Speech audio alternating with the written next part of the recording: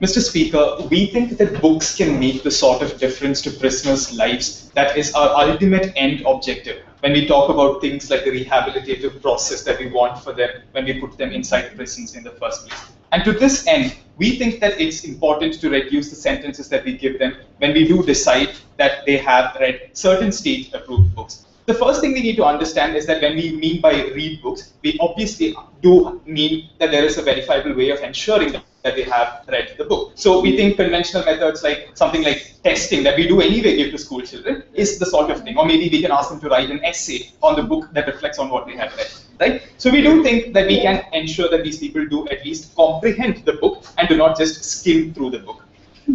Now, what we do need to appreciate over here is the purpose of why we put these people inside prison in the first place. The idea was that we would let them rehabilitate themselves and let them rejoin society when a certain process of time has come, when they have realized what was wrong with them in the first place when they committed that crime. But we think that the current idea of rehabilitation that exists in prison is very artificial. And we think that books can normalize this process to better reflect the society that exists out there. Why do we think it's artificial? Number one, we think that the sort of strictures and rules that are imposed upon people when they are in prisons creates a very artificial sense of interaction with other ideas or other people. So you have constant supervision, and the requirement that you just move from cell to cell and you're always under monitoring means that it's very difficult to measure whether or not you have actually engaged in a process of rehabilitation. Added to that is the fact that what we currently do reduce people's sentences for are, in our opinion, not necessarily very different from what we are doing over here. So for instance, if you look at something like reducing their sentences for the good behavior that they display in prison, which is a very common practice that we do adopt right now, we think that the sort of behavior that they display within the artificial constraints of a jail are not necessarily reflective of the realistic conditions that they will face when they go out into society. We think that books can come in at this point of time to act as some sort of a bridge between the minds of people inside the jail and the world that exists outside. But at this stage, it is also important to understand the sort of books that we are talking about, right? Because we understand that there is going to be some process of the state approving these books. We think that there are indeed certain books that can impactfully send across select messages across to people. For example, we think that the biographies of people who might have committed similar crimes in the past and have now reformed and who explain the process of reformation that they underwent can be a good example of the sort of book that we as the state want our prisoners to be. We think, for instance, of the biography of Malcolm X as an example that could potentially apply to a certain class of prisoners. Now, why is it that we think these are the sort of books that help in this situation? For a few reasons. Number one, we think that these are books that do not preach to the people who have committed the crime. Unlike the conventional prison system where you just send in a warden to preach to them and tell them what is wrong with them, right?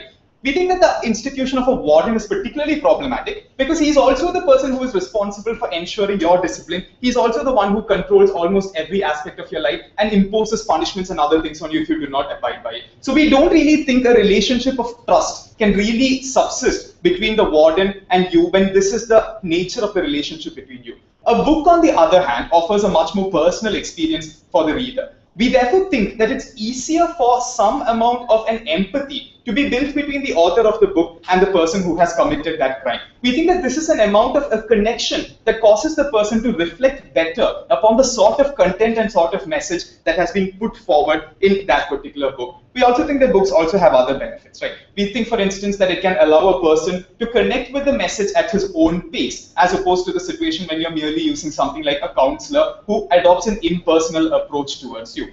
We think that this book ultimately is about ensuring that there is an impact on your life. And we do think that it is uncontestable that books can have massive impact on the ways in which people think about situations. Because ultimately, they expose you to a certain set of ideas that you might not have had the benefit of previously. Why is this important? This is where we have to look at the reasons for which people commit crimes. We think that the overwhelming majority of crimes are committed due to a few reasons, which we think can be addressed through this measure.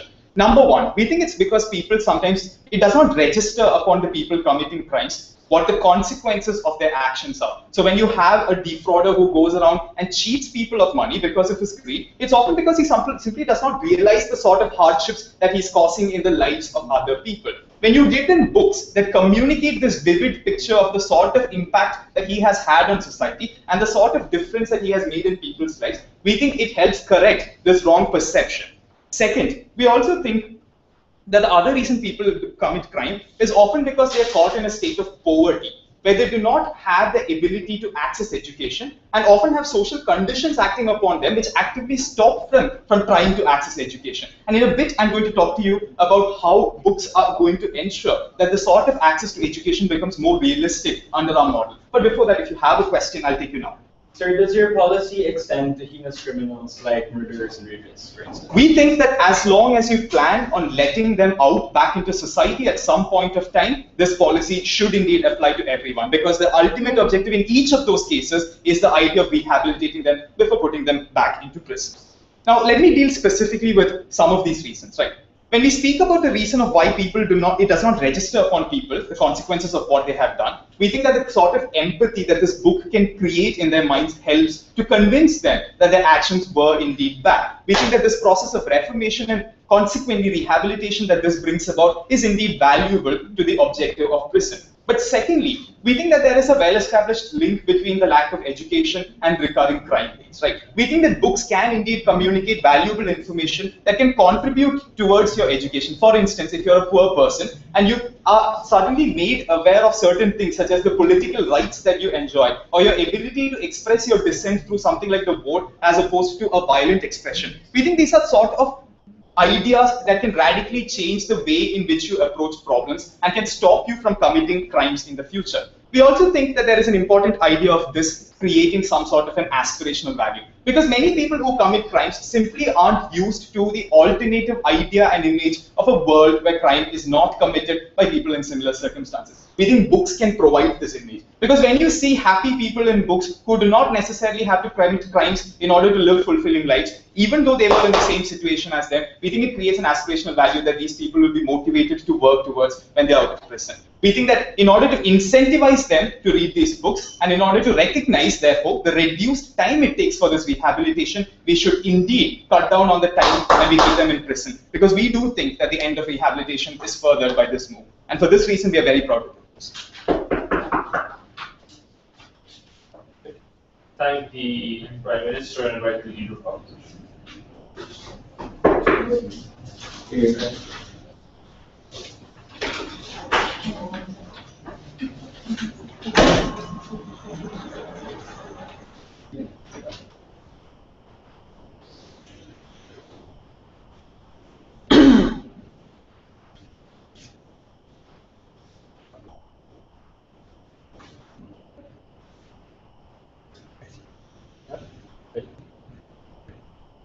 What we heard, Mr. Speaker, from the previous speaker, the Prime Minister, was that books help. We're willing to accept that that's possible, but we're going to clash on the idea that the only acceptable standard for reducing a prisoner's sentence is observing some approximation of good behavior actually applying, like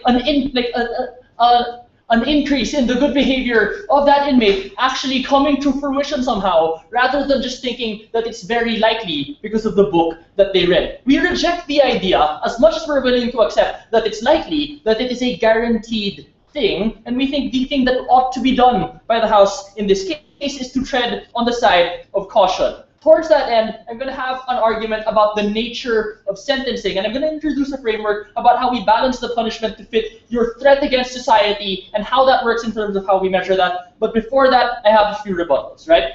We hear from the previous speaker that they expect that books become a bridge to the outside world, that they can show you a better way, that they can pull you through the experience of someone who has successfully reformed as a criminal. We're not going to deny that any of these things are possible. Again, as I said in my introduction, all of these are arguments that books help, but not that they themselves, and having read these things, should be a standard for a reduction in the sentencing. We also believe that they massively oversimplified the context that you find in many prisons around the world, right? You'll have lots of similar things to this book learning approach happening in prisons anyway. You have religious groups. You have support groups for former drug users or for people who committed certain types of crimes that will traumatize themselves. You have vocational training as well. And all of these things have been proven to also be likely to build the character of a lot of inmates. And yet we don't reduce their sentences for when they participate in these programs,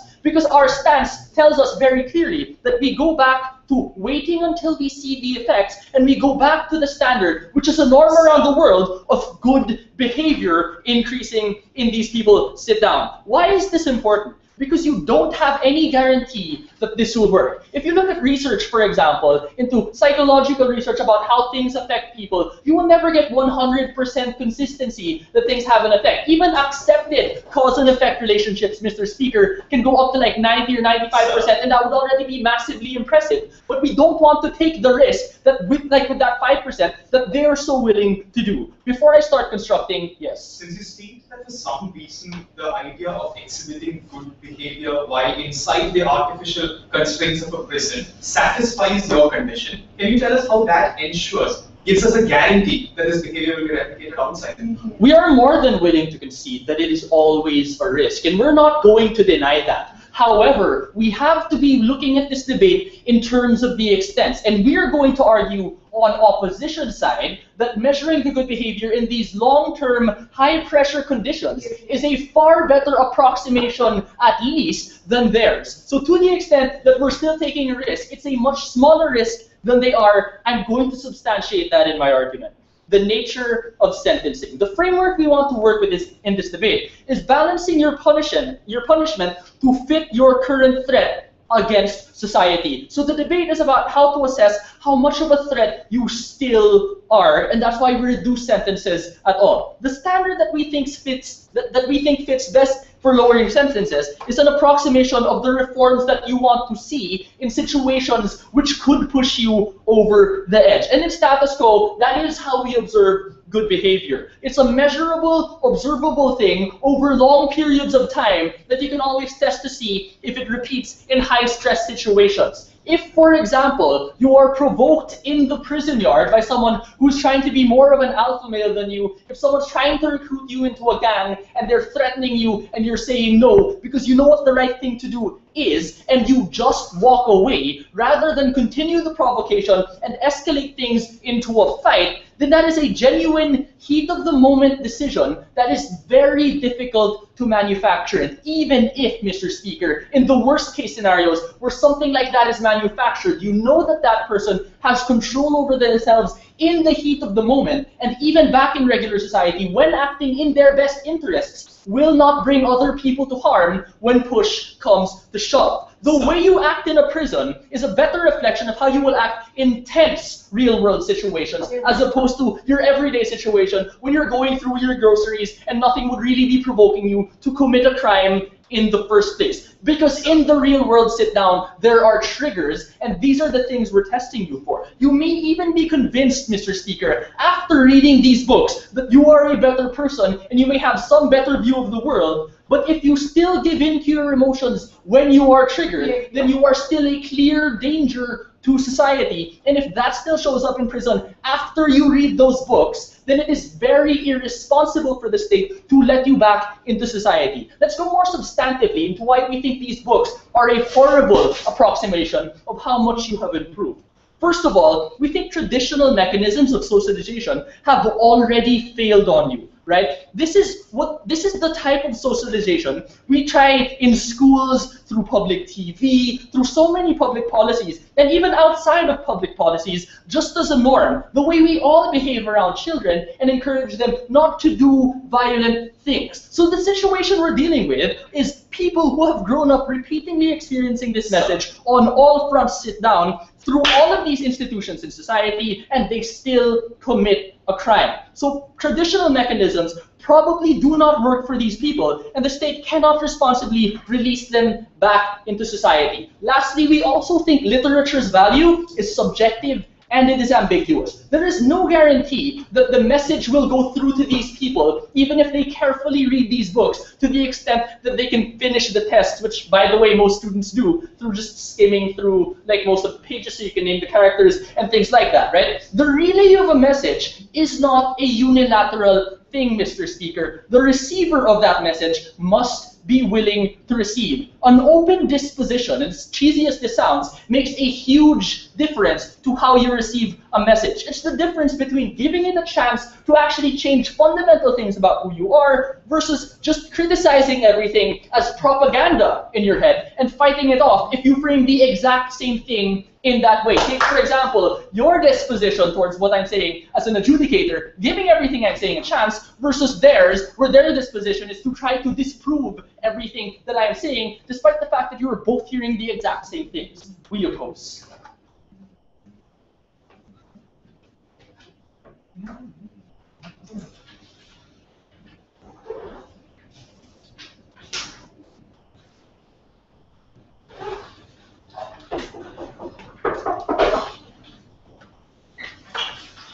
I thank the fellow invited EPS.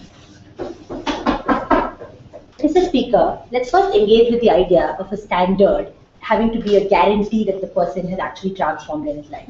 We say that you can never be absolutely certain that someone has reformed or that someone has conclusively changed his mind.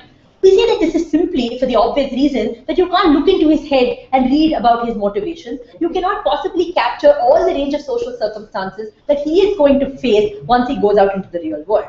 But more importantly, on-site government, we tell you that this sort of absolute certainty is a bad standard because it does not apply across any rehabilitation measure whatsoever. Just because you're a part of a religious group or a support group, that doesn't mean that you've cultivated the values that are necessary for you to live everyday life and to engage for you in life. However, we say that there is a compromise that we have to make at this point, and we need to understand that. We say that when we put a person in a prison, we try our best to try to make the environment rehabilitative, perhaps. We try to give him a warden who will watch over him. We try to give him a regimen where he has to go to breakfast every day at a certain point. We make sure that he has clean clothes to wear and sort of reasonable food to eat. But somehow, however, there is always a counter-narrative running in prison that's trying to seduce him away from rehabilitation, a context that they have ignored. We say that prison rehabilitation operates in a substantially harmful context of prison gangs and a culture of alienation and a culture of anger. We say the moment you walk into prison, you walk into a prison where you feel that the state has alienated you, you feel you've been unjustly punished, you feel that you should be in a position where you can somehow break out or somehow justify your position simply by being more violent. Unfortunately, you happen to meet other people of a similar ideology. They may be neo-Nazis, they may be people of the same race or caste, or they may be people who hold the same ideology that you hold. Or they may simply be people who tell you that you have been wrong and let's just be angry and violent towards the system that's put us behind these bars. We say that given that there is a parallel and relevant narrative to this idea of rehabilitation, it's important to give you an incentive from the word go to combat it. We say that only our side manages to do that. And why is that? We say the moment you walk into a prison, right, we tell you that you start reading books, isolate yourself from this culture, and we will give you an exit option. On the other side, they tell you, we will wait for 15 years, for 10 years to see whether you're a good person before we release you. We say ours is a side that gives you an incentive from the beginning. Their incentive comes in too late, or after you've been sucked into this culture because you hate your warden, or because they simply sympathize with you more or talk to you more. We say this is a problem that they haven't addressed on their side of the house. Secondly, we tell you that the culture of rehabilitation they're talking about is highly artificial. We say that books, in fact, replicate a more real-world standard of the sort of the problems that we are talking about. Why is that? They say that when you lead a highly regimented life and you do not respond or react negatively to a violent trigger on a prison field, you have shown that you have truly been rehabilitated.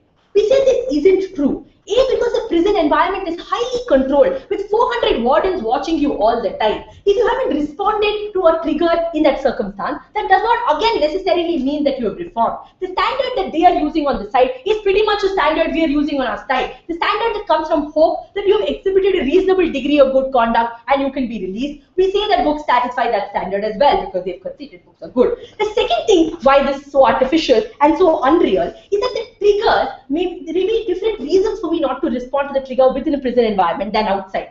A, the fact that the other person comes from a powerful gang and I simply don't want to be lynched inside prison. Or B, unlike someone outside the prison environment, this other person isn't vulnerable or a victim, someone who cannot respond to me, but a person who has raped someone or murdered someone himself. We see this is why all the triggers they're talking about really don't conform to the standard that they've set up in this debate. The next thing that we tell you is this idea. Yes, madam, before that. If I reflect more because I listen to music, because I watch movies, are you also willing to reduce my sentence then? Yes, if you listen to good music that's state approved, that conveys the same messages as books, and do this for as long as it would take you to read a particular book, yes, we're willing to reduce your sentence. I don't see the value of that POI. But moving on, they tell you that traditional measures of socialization have failed on you and therefore books won't work on you. This ignores a lot of characterization that came from Prime Minister on exactly the sort of people we're talking about. A, we're talking about extremely poor and deprived people who may not have even had access to these sort of different perspectives in the first place. Or we're talking about people who lived in cloistered environments with a substantial degree of radicalization, who simply didn't get the sort of information to counter their prejudices. This leads me well into my substantives. Let me talk about a few of them. First, we tell you that what this does is that it gives you information. What books do is that they give you information to transform your worldview and therefore make it substantially more likely that you may have, in fact, rehabilitated.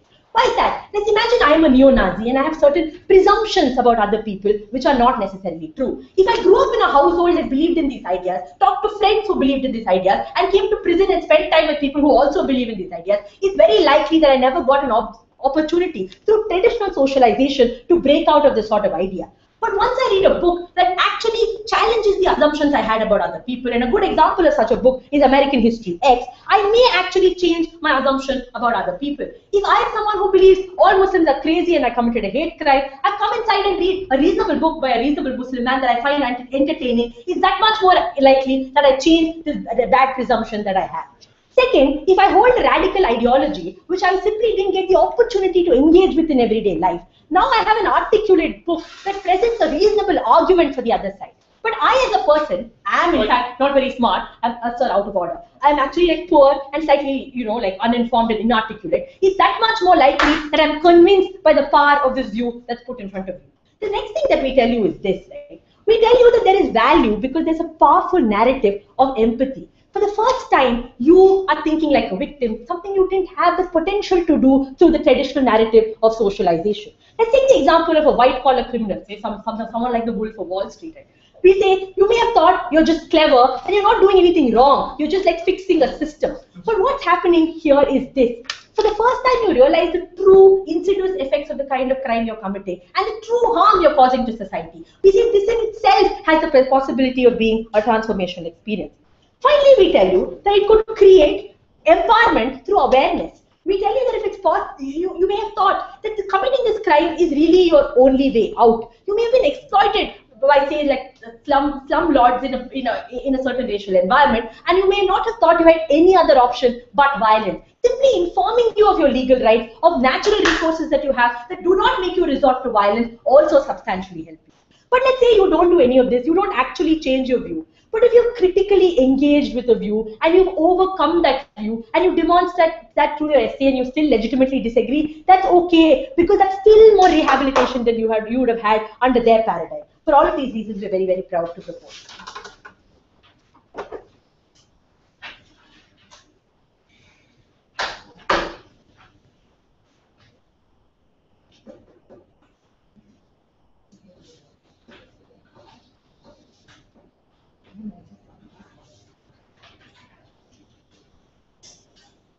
Okay, thank you, Deputy Prime Minister. Can I have the Deputy Leader of Opposition?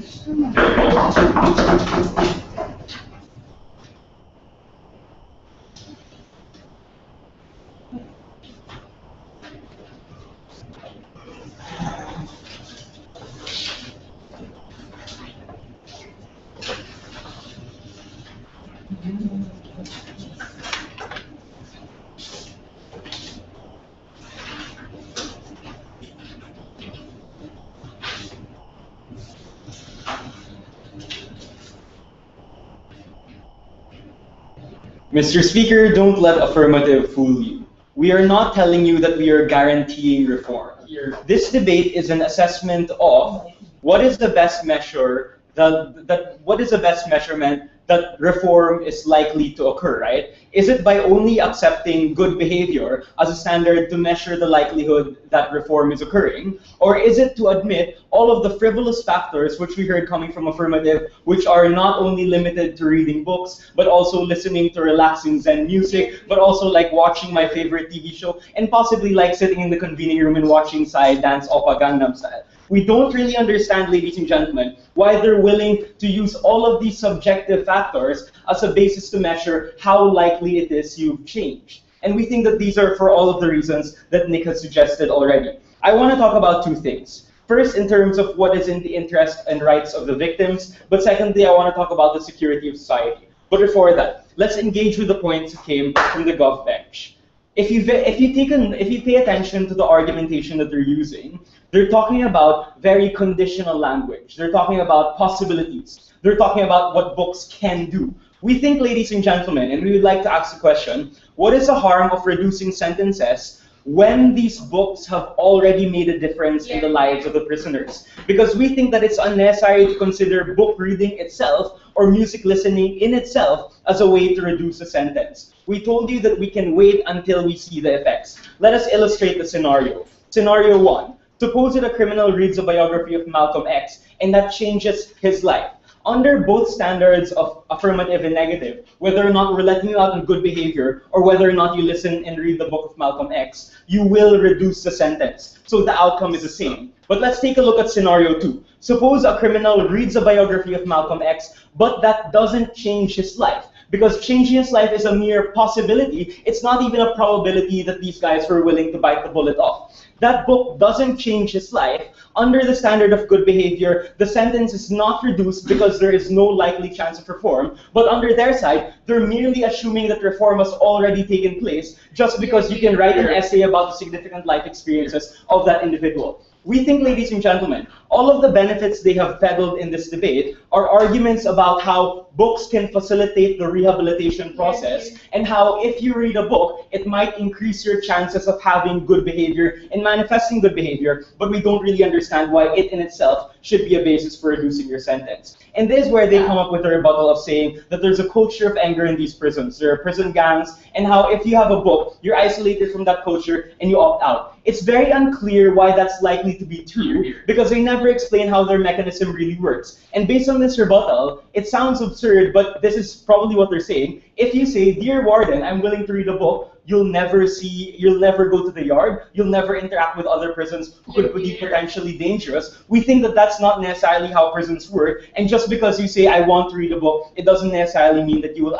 be isolated from all of these parts. But moreover, we think, ladies and gentlemen, that while your ability to respond in these controlled environments is not an evidence of reform, we don't think that they really engage with the brunt of the argument. Imagine that you got into a fight in the yard. Your ability to walk away, your massive self-control, and your ability to control your anger also suggests how you're likely to treat other people once you get out of that prison environment. We think that there are certain involuntary emotions that are that say remarkable things about your character and the amount of reform that you've made. So even if it is a highly regulated environment, there are still going to be instances that will test you and your ability to show what reform you actually have. No, thank you. But finally, let's deal with all of these benefits about how information will transform your worldview, about these poor individuals who never knew about their rights. Whenever these people are enriched by reading, that also means that they are more likely to be individuals who show good behavior. We don't really understand why they're not willing to consider this a standard as well.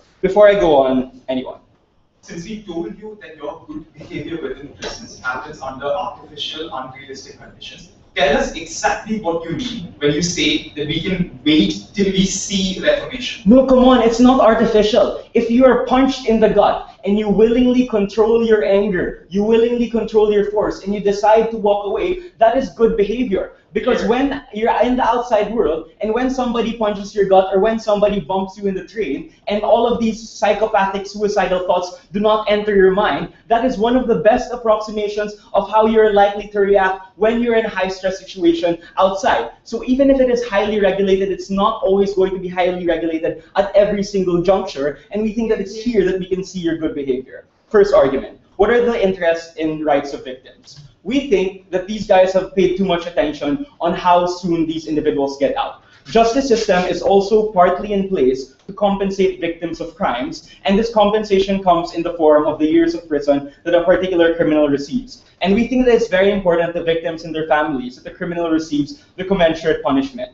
We will admit that victims are not the only factor in sentencing. There's also a mix of rehab, of deterrence, for instance. But we think that it's important to give victims a sense of justice, because much of the credibility of the criminal justice system relies on individuals feeling that they have not been wronged by the system, relies on the belief that the system is well functioning and can keep them safe.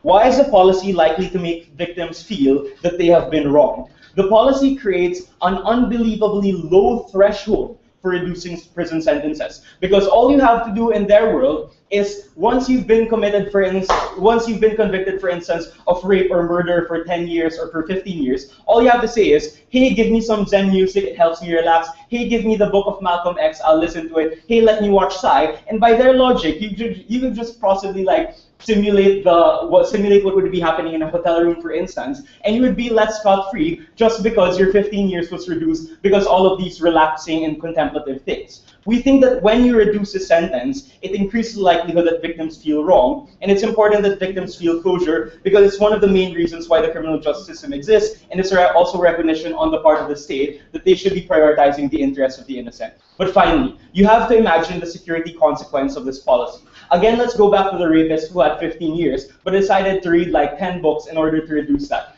There is no credible information that that person has reformed because all of those readings are merely possibilities and not probabilities of how likely he is to react in the outside world. We think that when you do not have these probabilities or likelihoods, you increase the chance that that person will commit the crime again. This is not something that we're going to tolerate. Because we believe, ladies and gentlemen, all of their benefits can also be subsumed under the status quo framework, and because we believe that it's utterly ridiculous to extend this particular policy, we are very proud to stand on it. Thanks.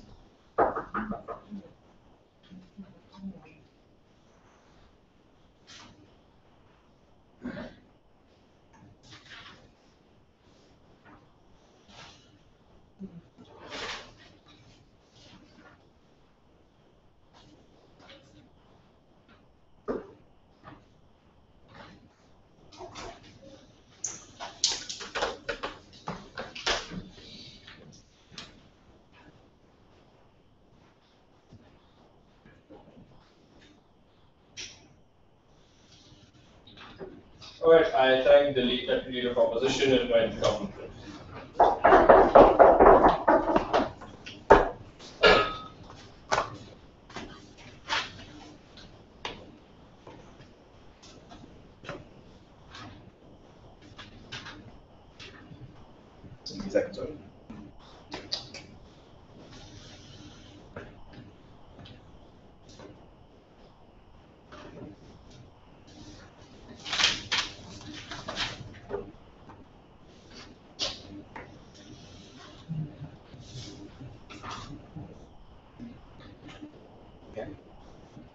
Mr. Speaker, I'm very, very disappointed with the second speaker's lack of engagement with everything that Vinodini had to say in terms of prison culture and what the effect, the pernicious effects that prison culture, etc., has on these victims, and therefore the need to provide a counterbalance to that. However, as a result of which, I won't be able to give you a third clash on this. However, I will not do them that disservice. I'll respond to the arguments on victims' rights. So the last speaker tells you in the last couple of minutes of his speech that victims have certain rights, and if you let these people out early, you're doing a disservice to these victims. To which our response is on two levels. First, if that's the case, then why are you okay with good behavior? Because under your model, again, if a prisoner is on good behavior and he leaves of his own accord, why exactly is a victim not being adversely affected then, right? Because again, according to them, the victim isn't someone who's involved in this process. Therefore, they simply can't have a contradictory stance on saying, oh, good behavior is a good standard, but victims have rights, and therefore you shouldn't let prisoners out in shorter sentences. Our representation of victims' rights, however, is a little more nuanced. We say that, in our opinion, victims have an active interest in ensuring that the crimes that were perpetrated against them aren't perpetuated further, which means that victims, again, have an active interest in ensuring that the criminals who committed these crimes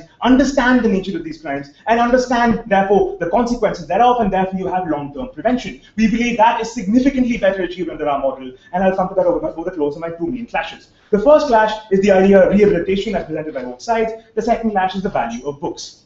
Now, let's look at the first clash, rehabilitation. Right? Their model is one of manifested behavior. What they said, and I quote, is, oh, you can see the effects, right? Now, our first stance on this is, we understand that good behavior, of course, is imperfect, and I'll tell you exactly why it is. We also understand that our model is imperfect. However, we do believe that the model of allowing books to speak for themselves and speak to prisoners gives a far more realistic representation of the outside world than the standard model of good behavior ever could. Now, what is the problem here? They say, oh, you have a demonstrated benefit if you have a good behavior model. My second speaker already told you why this isn't the case, because the stimuli you respond to in prison simply aren't stimuli you will find likely in the real world. Either these standards are too high, which means there are 8 neo-Nazis punching you and you don't want to get stabbed by any of them, so you sit there and you take it. So the example of getting punched in the gut, that's what happens. You continue getting punched, you don't respond because there are 8 neo-Nazis in prison. There may not be 8 neo-Nazis outside. Or there are so many guards around, there's such intense 24/7 police surveillance and scrutiny that, again, you don't have the ability to actually respond with violent means. Again, therefore, you haven't given them any reasonable, rational test of their behavior which will show that they've changed internally, right? No indication whatsoever that they've actually changed their approach towards people or their approach towards crime. No suggestion or a reasonable basis to believe whatsoever that internal change has occurred, and therefore the test isn't real. Outside, on the contrary, where you don't have immediate police scrutiny, when you're faced with ordinary circumstances and ordinary people, you have real triggers. For example, you have the ability to make an easy buck, right, to defraud someone and get away with it, or to steal money from them, or you have the long-term, the harder, of course, the legal way, or let's say setting up a small business and going on your way. We think these are triggers that the good behavior model, on the contrary, doesn't just not account for, but gives you a wrong indication of, because it can't test for real-world triggers. It presumes you've changed when you actually haven't. Therefore, because there's no actual, substantial, determinate change, we think that their model is extremely problematic and ours is better. However, even in the event that they're right, and we've contested that throughout, even in the event that they've successfully proven to you that they're slightly less violent than they would be otherwise, again, at most what they've proven to you is this: that a prisoner can wake up at 6 in the morning when he's told to, that he can stand in line when he's told to, and that perhaps he won't stab someone when he's extremely pushed, right? It hasn't shown that he can be a healthy, productive member of society, which is exactly the sort of rehabilitation that prison should aim for, and that only our model, and definitely not theirs, can achieve. So even the idea, even the level of even if, we definitely stand to win this particular clash. Their response to this was, well, what if the book doesn't change your life? We understand that it's imperfect. However, when we're saying that the manifestations in your case are actively false, right, when they're actively misguiding the legal system, we therefore believe that it's significantly likelier under our model to create real change by actually inculcating these ideas upon you and not simulating a false prison environment. Second clash, Mr. Speaker, is the value of books. Now, the first response they had to the value of books is, in first speaker, oh, this message is already given to these people in childhood, you get them, and therefore they committed crimes after getting them, therefore there's no value whatsoever. We question this factually. On what basis do you say that these children, for example, when they were growing up, received value systems? That they actually read books, that they actually had parental care, for example. We've already told you that the link between the lack of education, between extreme poverty and crime, finally result in crime, is a clear one, that there are clear consequential links between them, which means for you to argue that they already have these ideas and they already have socialization, it's factually incorrect and it's a complete assertion. We told you, however, that there are two main values that books have. First, the idea that you actually tell these prisoners, you tell these criminals that they had real victims, that their victims had real consequences. You therefore provide empathy to them. This is in two ways. A, for the white-collar criminals, we tell them that, oh, just because you stole money and you committed, let's say, share frauds, etc., that doesn't mean that you only took away a little bit of money from people, you destroyed their lives. Second, for individuals who commit crime out of poverty, out of social alienation, etc., we give them empathy. So when you read Malcolm X's autobiography, he's speaking from the same viewpoint that they have. He's speaking from their perspective. It's different from a prison warden doing it. It's different from a counselor doing it. Because Malcolm X comes from that background. He presents that perspective, and then he tells you what the importance of empathy is in changing your behavior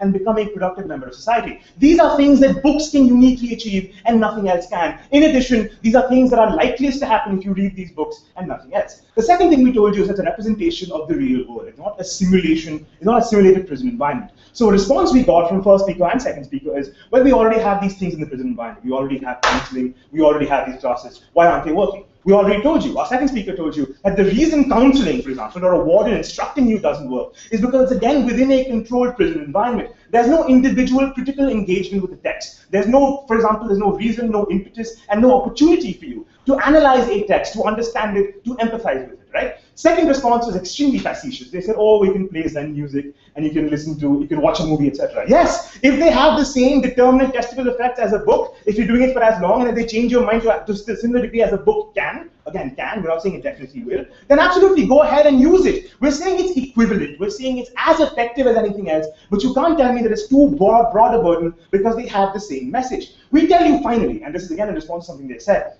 that reading these books helps you disengage from the prison environment. It gives you invaluable counterpoints in terms of perspectives, where you are not just affected by an extremely violent prison environment, you're also getting other things, like empathy, or an understanding of how real society and the real world works. Outside of prison and the prison yard and solitary confinement, you understand how real life proceeds. We believe it's extremely important that you escape the active harms of the prison environment and the sort of pernicious effects it can have upon you of having similarly violent people all around you. Their response was to mischaracterize. They were saying, oh, they can go to the yard. We understand. But if they're reading different things in their books and seeing different things in their yards, there's at least a significant chance of change, which they simply cannot account for. We are very, very proud to propose.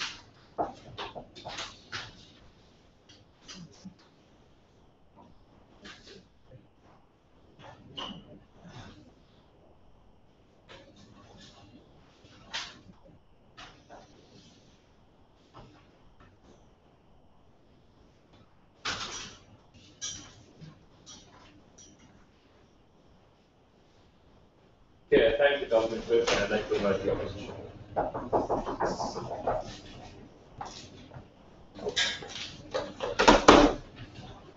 The problem with the affirmative bench is that they're a walking contradiction, right? They tell us books make people better people, and that's why it's perfectly fine to reduce their sentence, but at the same time they say, you know what, being a better person is not a good standard because you cannot measure it. But if you take a look at all their benefits, such as becoming a good citizen, such as integrating into society, all those ideas rest on the very premise that you change as a citizen, that you change when you read the book. So we think that's their standard as well. We think that the only difference is they're assuming that people will automatically change with books when we gave you reasonable expectations as to why not everyone will reach the end that they want. Two questions which will crystallize the win for Ateneo. First, I want to talk to you about the idea of the nature of sentencing by courts, and second, I want to talk to you about the idea of society and victims. First, on the idea of nature of sentencing by the courts, because both houses agreed that reducing and releasing a prison sentence is a balance between the threat you are to society versus the idea you have the point. So don't buy their burden push that we cannot prove our side anyway, because this is a debate about propensities. What did they tell us? Coming from the Prime Minister, he told us that books are a good measuring stick to determine if they have reformed because it's something that is very personal, it's something that they reflect on at their own pace. It makes them a much better person. So if their claim is books will make you a better person, then why are you not willing to just adhere to our standard and wait for that end to come in the first place, right? Because all those policies and all those scenarios which they discuss, where people become better prisoners, where people become better citizens, are also accommodated under our model. But what we told you is that that claim is doubtful because not all individuals are suddenly going to become better people. And that's precisely what Nick told you, that books are a poor approximation of whether or not you've changed. He gave you 3 reasons for this. First was the idea of ambiguity of values. Simply because when you take a look at literature, when you take a look at books, you may know the book inside out, you may be able to write an essay, but being smarter does not mean you are going to be a better person in the first place. Being able and being capable to write an essay does not mean you have changed, and you're not going to stab someone just because you can suddenly write an essay, or suddenly be able to answer multiple choice questions. The second thing Nick told you is that intellect does not translate to action, and this connected to the first idea. Simply because when you take a look at some criminals, right, we think that even the smartest individuals have also caused crime. Take a look at Ted Bundy. He was one of the smartest in his class. Take a look at corrupt politicians who are also very shrewd and very smart, right? Intellect does not equate to the idea of how your intent and your change of heart. It's how you receive the message, and that's precisely what we want to measure. Your change of actions and not whether or not you are intelligent, because rich and smart people can be criminals as well. Lastly, it's this idea of poor people that they wanted to peddle. They told us that, you know what, sometimes they were just poor, they didn't have a proper education, and that's why they decided to steal. First response to this was that the law is made to be understood by by mostly everyone anyway, and that's why we expect everyone to be able to follow it, because we make it understood by everyone. But secondly, we think that if they did not get to go to school, if they were completely isolated from what's right and wrong, and this is being generous to their model, we think that you can read a book and show that you've had good behavior and be released under a model anyway. But lastly, on this idea, if they really did not know that what they were doing is wrong, you take this into account into court anyway. When you measure the intention of the person, did they really commit this crime knowing that it was deliberately wrong, or were they just naive, or did they just not know much? So even that circumstance where they did not know is already taken into account at the point in which you are sentenced. No, thank you. So we think that the bigger part of this issue was that before they were criminals, they were also socialized by the same standard that affirmative bench is using, which is schooling, which is dissemination of information, and it has clearly shown that that socialization has failed. What was their only response to this idea? Their only response was that, you know what, the threat of consequence keeps you for good behavior, and that's why you cannot use good behavior, but you can use books. But if you take a look at it, that's the case in most normal societies anyway. You have policemen being able to monitor your behavior. You have CCTV cameras. So if you're telling us that books are a better standard because it creates an accurate depiction of reality, that isn't true, because the way wardens exist also shows that cops exist as well. Go on.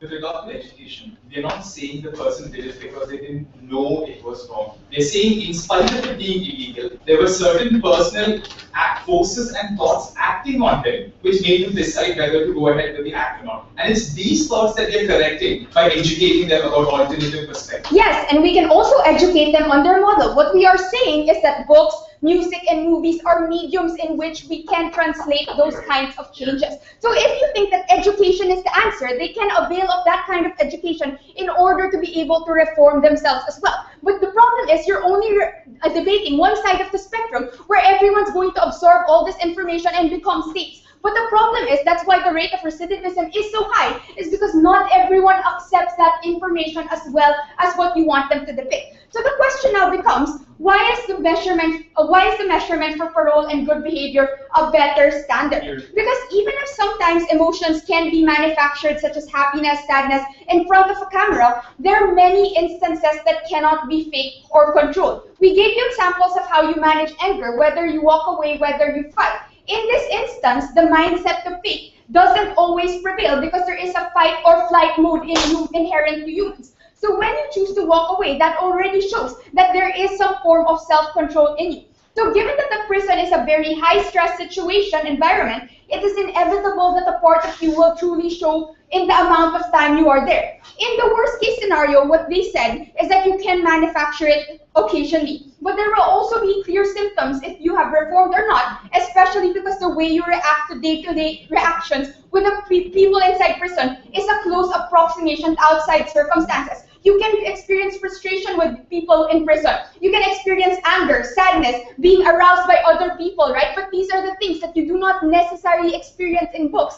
But when you take a look at it, which is more reflective of what society is? Is it when you go out and need to talk to people in jail and in society, when there are policemen there and there are also wardens in prison? These things are more reflective of what society is, as opposed to the fantasy land that you want them to believe in books. More than that, we also told you that we protect society and we protect victims because we don't lower the bar to just simply listening to music, just simply living the hotel life they like. We think this motion ought to fall.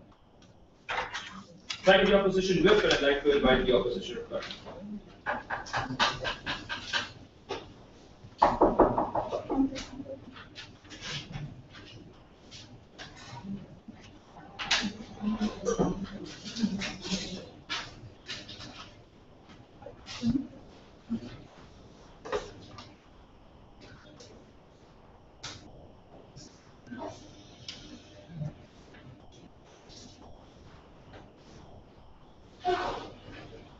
Two things. First, what's a better measurement that you've changed? And second, how exactly do we rehabilitate people better? On the first thing, on measuring how people have changed. We think that affirmative has been switching its stances consistently in this debate.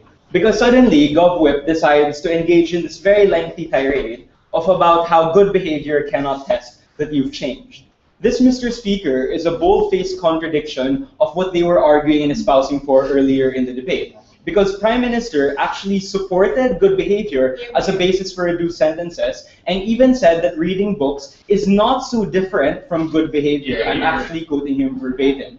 So why is this contradiction important? First, we think that it diminishes the value and the contribution of government whip, and it suggests that AF is massively confused about what principles they ought to apply when deciding to reduce sentences. But moreover, we think that it also reaffirms the values about what we've been suggesting about how good behavior could be a useful metric in terms of assessing.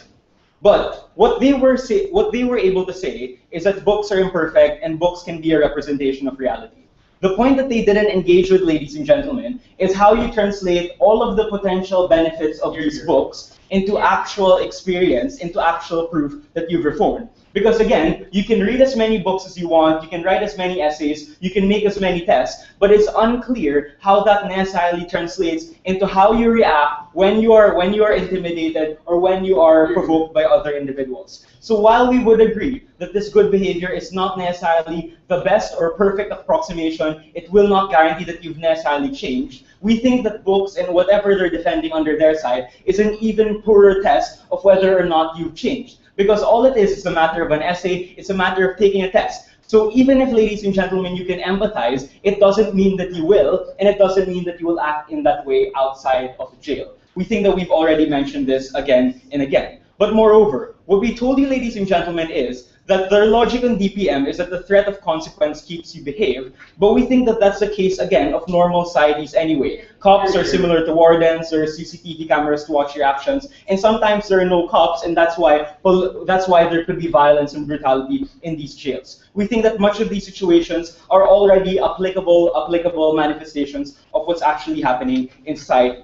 But the second question is, how precisely do we rehabilitate people? The major assumption that will be the downfall of AF is that they're assuming that the potential benefits of good books instantaneously manifest into a change and reform. Because what they did say is that it's possible that you empathize, it's possible that your worldview is expanded, but they never explained why this possibility is a sufficient basis for letting you out early. And that was all of our arguments about how you pose a threat to society if you cannot at least guarantee or approximate that you have changed. But finally, their final point of engagement in terms of our argument about victims' rights was that, oh, aren't you still alienating victims when you let them out on parole? We think the difference is, under our model, you're not creating an absurdly low threshold for when these individuals can get out. Because again, under their model, all you need to do is to read a couple of books and it's possible for you to get out. We think that that's massively damaging. What you need to take away at the end of this debate is fairly simple. Where exactly is affirmative being mutually exclusive? Because if they're talking about all of these benefits of books, about how books can be a counterculture to prison culture, how it can be a counterculture to gang wars and everything like that, we still have books under our model too. We are not banning books, we are not preventing these individuals from using books. But the fundamental question is, should the fact that you've read the book be sufficient proof that you've changed? Or should the state expect some sort of manifested behavior like it's already expecting when it lets you out into broader society and when it presumes that you've already reformed based on that manifested behavior? We think, quite frankly, manifested behavior is a more credible and a more reasonable basis for deciding that you reformed rather than the number of books that you've read. For all of these reasons, Ateneo is very proud to oppose this motion. Thank you. Well, I think the opposition reply and I can write the cover. Okay.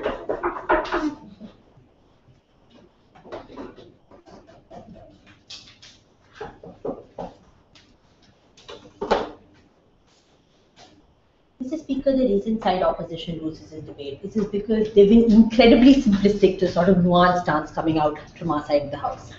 What is the standard that we set up? If it is true that both good conduct and books are equally imperfect standards, which is what we've been trying to tell you, then we win this debate. If books have certain parallel and independent effects, that's something that their model doesn't have, then we obviously win this debate. But unless good behavior is a credibly measurable and reasonable standard, a more perfect standard than books, that is the only scenario in which side opposition can win this debate. We don't think they've proved that because they've simply refused to engage with the sort of arguments they've given you on our side. The first day they did this was sometime in like Gov reply, when they pretended that there was a contradiction, that Anil actually supported good behavior as a standard, and later we trashed good behavior. What we tell you is this. We told you from the first speech that there is no way in which you can perfectly measure if someone has become a good man. But you must always err on the side of assuming that some man has become a good man. Because guess what? Prisons aren't perfect spaces for rehabilitation. They may actually be actively harmful to rehabilitation. If you see a glimmer of hope, if you see a glimmer that a man has changed, let him out. There was no response to this argument.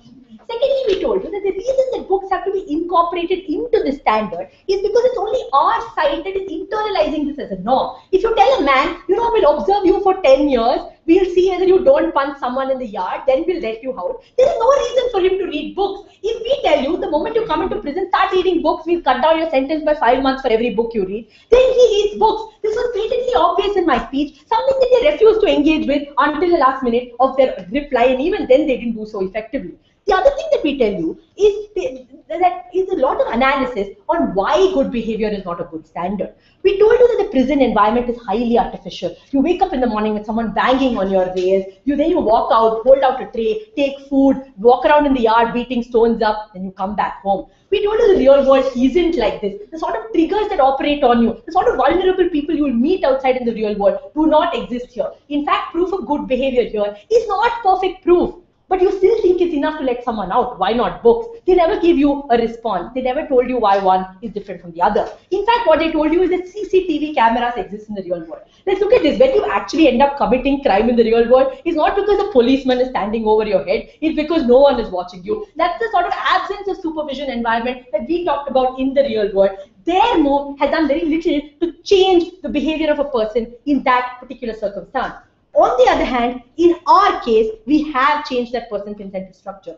Why? Because we've given him an incentive to do something, to internalize a norm that does a lot of things. That gives him an aspirational value to look forward to. That gives him a sense of what real life looks like if you don't commit crime and go to prison. No response. It gives you a way to engage with a particular nature of propaganda that he may have been subjected to as a child because of which he formed misinformed opinions and which led him to radicalize and commit crime. Again, no response. It gives him a sense of simply distracting him from the insidious prison culture and gang culture that exists and to immerse himself in another activity that's more productive for him to channelize his anger. No response. Finally, it gives him a way of dealing with his own problems and anger in a way that's separate from the preachy and trust deficit system within a warden and a prisoner. It gives him an opportunity to read a text and critically engage with it without the specter of an evil warden who's preaching to him hanging over his neck. We tell you that all of these are unique values that we've actively promoted under his system because it's only our model that even makes sure that the man will pick up a good book in the first place.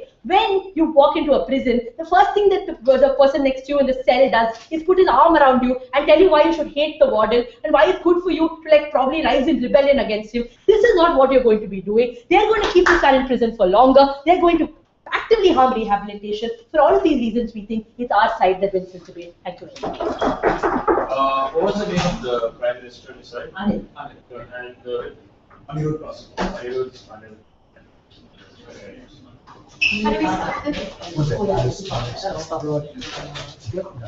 You people see it